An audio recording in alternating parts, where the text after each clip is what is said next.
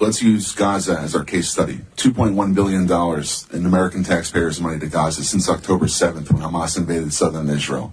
USAID money was going in terms of an emergency use authorization to try to go to parties that USAID formerly had a relationship with in the Gaza Strip.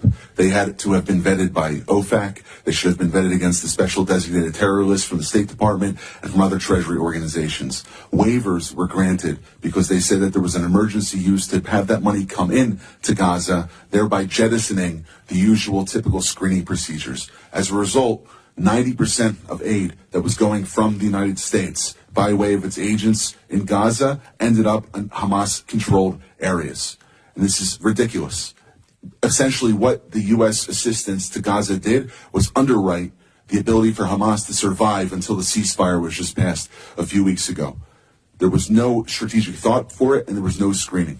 Seems like the emergency might have been armed terrorists to kill civilians. Would that be accurate? That's accurate, and even more than that, Samantha Powers, the administrator for USAID, was intent on having Israel not be able to defend itself. To not be able to defend it. Correct.